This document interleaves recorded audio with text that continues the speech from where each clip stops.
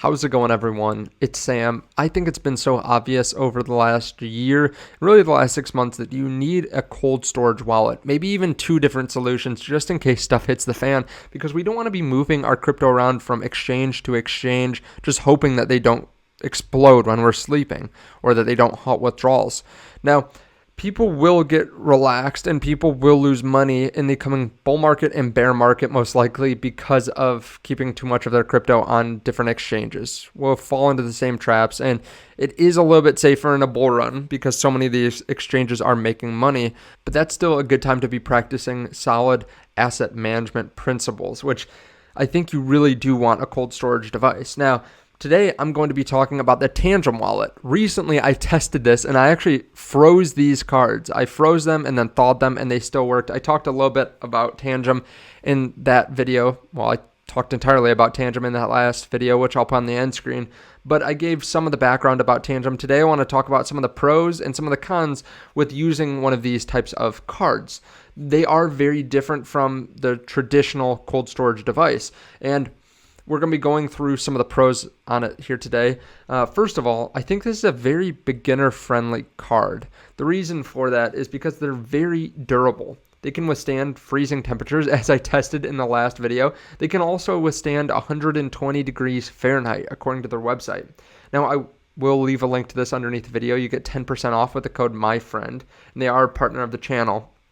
But they have also multiple backups. So when you order, you can either get 2 cards or 3 cards. You can see here I got 3, which means if you lose one or break one, which you don't want to do, but it happens every once in a while, you can have the others as backups. You just need to make sure that you set them up when you set up the card.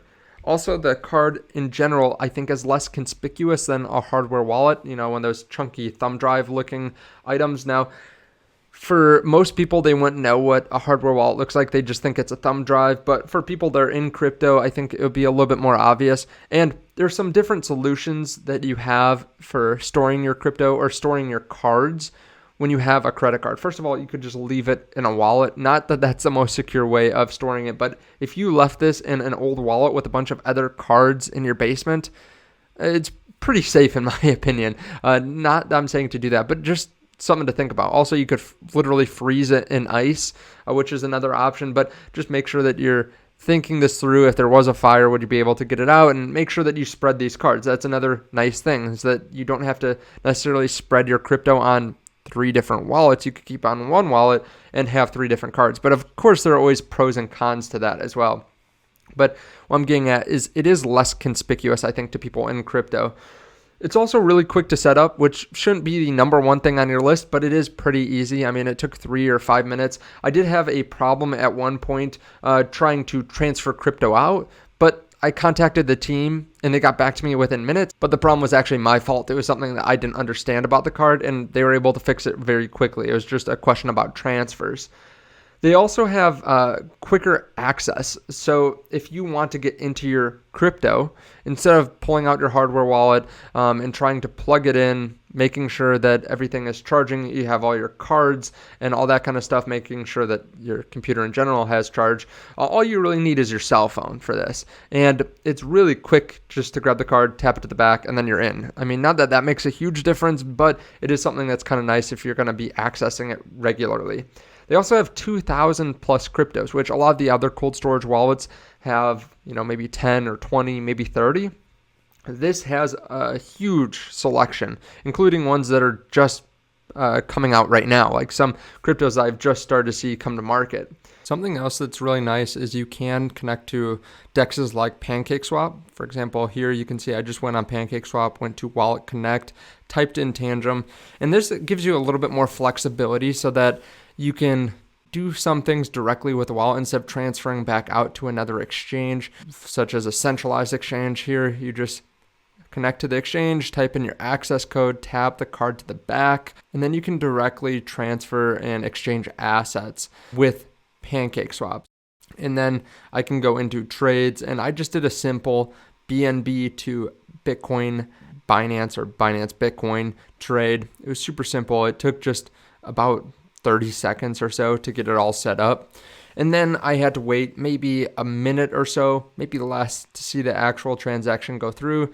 I just had to type in my access code again and scan the card to actually confirm that I want to do this transaction. So they do make you confirm a couple times, which I think is more of a positive than a negative, just to make sure that you really want to go through with this and that you didn't just leave your wallet open and then someone did a transaction for you. And as you can see there, I did have the transaction done pretty quickly. Now, a couple of the cons, and these might not necessarily be cons for you, just something that is a negative in some people's minds. First of all, I think it's slightly less secure than holding private keys. It's much quicker to access if someone knows your one-word passcode and then they get your face and the card, they can easily get in. But I mean, they can kind of do that on a cold storage wallet as well. You really only need the access code to get into it if you have the physical hardware wallet and then the computer. But with the Tangem wallet, this is kind of a pro and a con depending on what kind of person you are. You can reset the access code. That is a possibility. So you can reach out and say that you forgot it. Compared to on a Treasure wallet, if you forget the access code, you're screwed. Like you can't get in, which is something to consider. Maybe makes it less secure, but also there's less of a chance that you screw up yourself and lose access to your own crypto, which is also a problem with cold storage. Now, one other thing that I consider is how long the company has been around and how many units have they sold. This company, Tangem, has been around for a while. Even 4 years ago, they were making news because they had SBI Group invest $15 million into them. They've been around for obviously longer than that. Now, they've sold over 700,000 of these so far. Overall, I think that this is a nice solution for anyone that wants access to a hardware wallet that's maybe a little bit quicker than a traditional hardware wallet.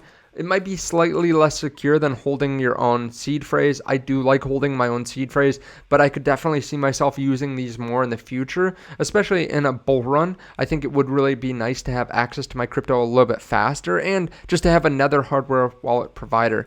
Now, let me know your thoughts on this underneath the video. There are links to this underneath the video. Again, use the code MYFRIEND to get a discount of 10% and definitely check them out. Thank you so much, and I'll see you in the next video. Bye.